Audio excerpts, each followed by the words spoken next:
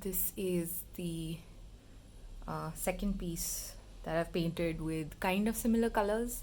This is a bespoke commission, and I'm going to show you how I varnish my pieces.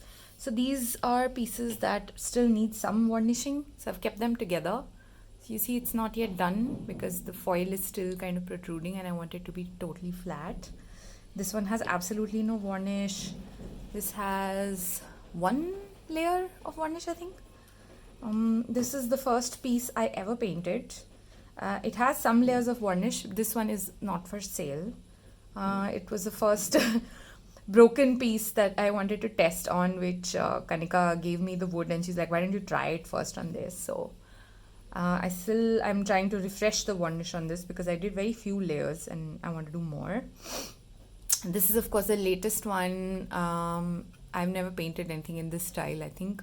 So this also has about 3 layers of varnish, I think. I'll be doing all of them together because it's better to do that. Washing the brushes is a pain. With mostly acrylic colors, what you can do is that you can start with wetting the brush. So you put it in water and then you pat dry. And then you can paint with acrylics, and then washing the brush will not be a problem because the water doesn't allow the paint to stick to the brush fibers. The problem with the varnish is that you should not mix it with water. So I have to start with a dry brush, and to clean the brushes I have to use a combination of isopropyl alcohol, dish soap, warm water. It's complicated. With a small brush it's still okay, but you should see how I struggle with the big brushes for the varnish because the biggest one I have is like 8 inches, I think. So okay, let me get started. So I start like this. Obviously I have to make sure that no dust settles. Ugh. Okay, cool. And I don't even know why I'm making this video, but I have to do a lot of layers of varnish, and by a lot I mean usually I'll do anything from 20 to 40 layers, sometimes even more. It really depends on the kind of piece that I am painting. So this varnish is the consistency of water, so it's very easy to drip, and if you're not careful it can cause drips on the edges, which I mean honestly it's at the back of the painting so it doesn't really matter, but it makes me nervous. So I also have to be careful of not creating any bubbles, so I need some light reflection which will tell me that if there are any bubbles. If there are, then I just kind of blow on it. I don't see any bubbles on this, but sometimes you'll get some fibers because air in general is dusty, so you will get some lint, some fibers, etc.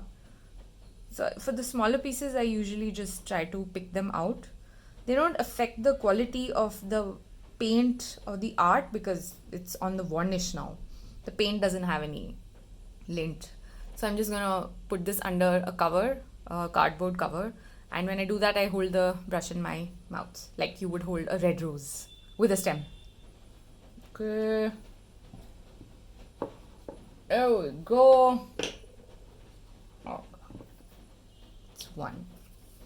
So by now, because I've done so many pieces, I kind of have an idea of how much varnish each size requires, so how much to load on the brush. Because if you end up loading too much, then it's harder to kind of get it off, so it's better to load less. And with this varnish you also have to be careful that you don't overbrush, because if you overbrush it creates bubbles, and in a smaller piece it's not hard to get rid of, but on bigger pieces it is impossible.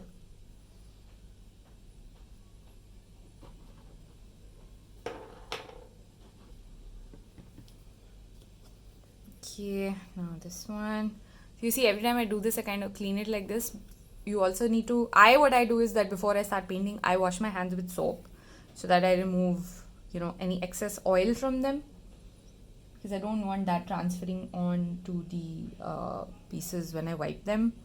For the bigger pieces, I wipe with a clean sponge kind of thing. It's not really a sponge, it's one of those 3M things that turns hard when it's dry, and then when water touches it, it kind of becomes soft.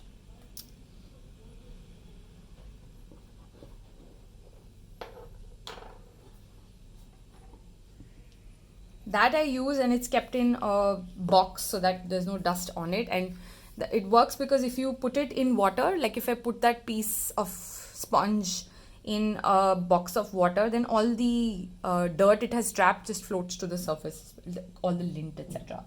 And I only use filtered water, so for the bigger pieces it's easier to do that before starting, but I recommend wiping.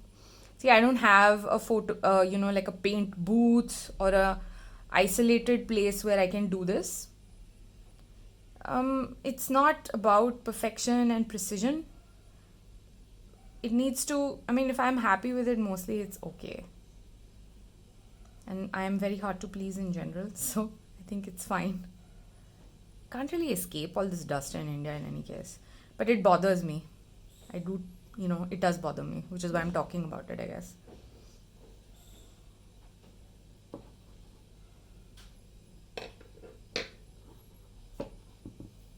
Okay. So this is just, I don't even know, like 50 layers. And it's still not done, of course. And you have to be careful of not using too much varnish also, because what happens with too much varnish is that if it stays in a spot, like if there's a fat spot of varnish and it dries, then it'll crack. So what that means is that it is repairable, of course, what you get then, but then you'll have to put like too many more layers of varnish. So you have to be careful of that. I don't have any cracked pieces right now, otherwise I would have shown it to you.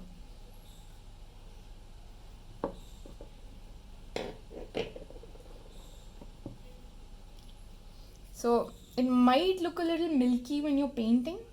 It looks like translucent, when you're varnishing, but it dries to an absolutely clear finish. And even though I put so many layers, it does not obscure the color under it. In fact, it makes the colors brighter somehow. So I really like that's why I'm so obsessed with this gloss finish.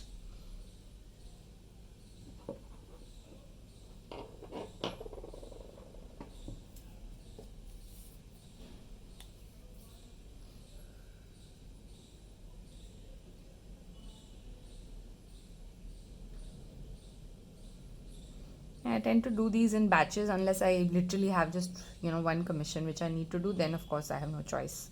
But it's better to get the brush dirty just once. Dirty in the sense, you know what I mean. And then just go wash it.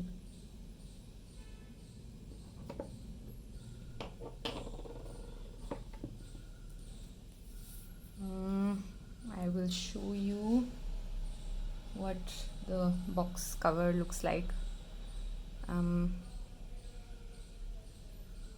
Under which I'm drying these, so they're not in open air, but you still need some air to pass through because the varnish reacts with the air, and that's how it dries.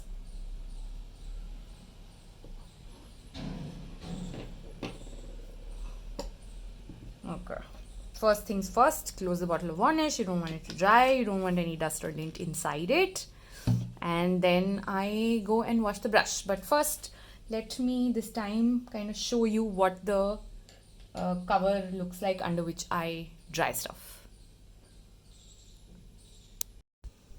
Let me quickly show you the box cover that I use. It's a small cover, but it accommodates quite a few brooches, and that's what it looks like.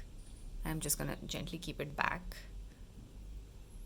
And I use this to it's like a silicone palette knife. I use this to lift the cover a little bit because you need air to circulate so that the varnish can dry, because the varnish reacts with the air to kind of dry down. This does slow down the drying time though, but that's fine because the upside is that there's no lint or dust on the layer of varnish. Once it's kind of half dry, then I usually pick it up, because then the chances of the lint or the dust actually sticking to the varnish is zero, and then it dries a little quicker. Of course, I can only do 2 layers in a day because it takes about 8 to 10 hours for the varnish to cure. Ideally, in an ideal world, I would give it at least 24 hours to cure before I apply another layer. And even better, before I actually ship the pieces, whether the canvases or the brooches, I try to let it dry for at least a week without doing anything to it. So that's the box I'm using right now. I have a lot of box covers like this, which I use depending on the size of the piece. The bigger ones are harder, of course. So, and that's what my face looks like when I am painting or varnishing. I usually have this on because I like keeping my hair back so that it doesn't come in my face when I'm painting, or it can obscure view. Or early on when I was painting, when I was experimenting with all kinds of paints and varnishes, I was trying something, and only when the piece had dried, I realized that there was a long hair which was right in the center of the piece. I used to have long hair also that time, so that piece was like really, really long. And when you have done a lot of layers of varnish, you can let it dry for 4-5 days, and then you can actually sand it so that you reach one level down and you can actually pick out the hair. But then that also means that you need to do a lot more, many layers of varnish on top to cover the sanding part, etc. If you do sand it like that, you can't tell, दिखता नहीं है उसमें कि ये sand करा हुआ है, or because it's transparent, it dries transparent, like I've already said. But yeah, with the bigger pieces, I like I said, the brooches also I do 2 layers of varnish in a day. With the bigger pieces, also that's the maximum you can do, because it takes time to dry. And with the bigger pieces, the chances of actually having globs of varnish in one corner, etc., and you have to have a horizontal space to do it. You can't hang it on the wall and varnish it. There are ways of doing it, of course. You can, I don't know, maybe take this varnish and put it in a airbrush gun and just airbrush it, I suppose. I don't know, but that would probably collect more dust, especially if you don't have a closed room or a vacuum sealed room or something like that. Wouldn't that be an ideal thing? But abhi to nahi hai mere paas. Or it, honestly, the lint and the dust and all doesn't really affect the painting itself. Like I've already said, it might be there on the varnish, and you really have to take like a lens and come up and see and be like, oh yeah, I can see some lint. You will see it in all the pieces. So yeah, thanks. I just wanted to make this video. I was varnishing pieces for the first time after my art exhibit, so I got a little excited, and it is the weekend. I wanted to show you how much work it actually takes. So if I have to do if I decide to do 60 layers on anything, that's 30 working days at least. So some pieces have a lot more than that, especially the bigger ones. And bigger ones even doing the varnish is like a physical task, because you have to move across 5 feet of space, and you have to do it like twice a day for like a month. So it's like a good workout also to some extent. But that's because I'm totally sedentary, which is not a good thing. Anyway, this is going somewhere else, which I had not intended. Do keep in mind that the colors might look different in images on your phone screen. If you use 10 screens, it'll look different on 10 screens. If you're using a desktop, again, it'll look different, and it'll look very different in person. So please bear that in mind at all times.